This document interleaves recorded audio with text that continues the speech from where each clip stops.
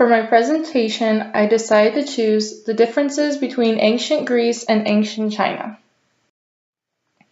So some different accomplishments that ancient China has done was that they invented paper, they invented silk, the wheelbarrow, rubber, gunpowder, the Silk Road, and the fireworks. When they first invented fireworks, they were initially used in shows for celebrations, for birthday parties, but later they were used to scare off the enemies. Nowadays, we use them for different holidays or for birthdays, which they were originally used for that. They also used the Silk Road to trade silk, gold, and ivory, weapons, and different inventions. And the picture in the bottom right is a picture of ivory, and the ivory that they got came from elephants' tusks.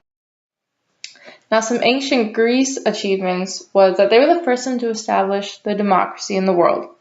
They also took a scientific approach to medicine by studying diseases, and we can thank Hippocrates for this. And also, along with other scientists in there, they discovered the optic nerve. They discovered that disease was related to what they ate and their health, and how nutrition can really have an impact on their well-being. They also invented the rules of geometry, which we still now use today.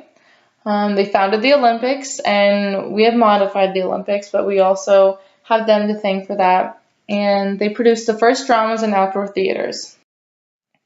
So a comparison between China and Greece is that they are both surrounded by water.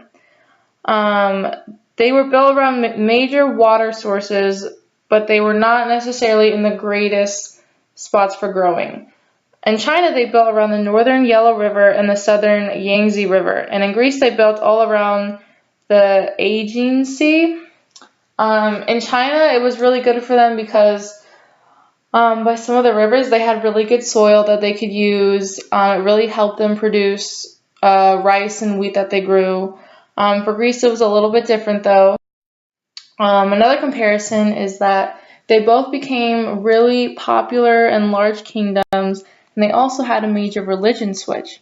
Ancient China converted from Taoism to Buddhism, but also still had some Taoism within that. And Greece converted to Christianity. Some civilization criteria is that people should have an established government before creating a civilization. It's really important to have that because otherwise you're not going to have anyone to help run the whole system and to follow up with things. Another important thing is having land for expansion and growth. Something that Greece really struggled with was where they were located, they couldn't expand, so they had overpopulation. There were a lot of people that were unemployed and were on the streets, and so it's really important that people have room to continue on growing their civilization. Another important thing is to have easy access to resources. That's really important because that's really what is going to help you be successful and continue growing and continue feeding people in the civilization that you make. Another great factor or criteria is having equal treatment and opportunity. You need to be able to have jobs for people and not be born into specific classes, but everyone is born the same. And you also need a social and political structure. Today we have a democracy, and that's something that a civilization really needs to have. Some differences in the 21st century is that today we place really great emphasis on women's rights.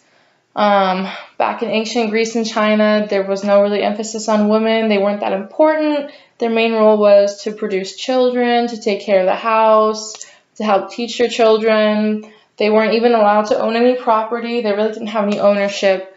They had to submit to their husbands and listen to what they had to say. But nowadays, it's really different, and we really focus on women being treated the same. Also, people are not born into classes today.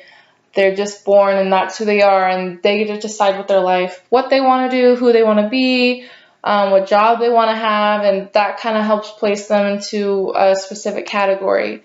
And another thing we have is we have many more advancements than what either the two combined had. Today, we just have really great advancements that those help us to advance even faster than they were able to. So that played a big role in the 21st century, and even the past years that have gone by, and helping us find new things, whether it's finding cures, help diseases, new technology, new cell phones, just different things like that. And so those are some of the major differences in the 21st century.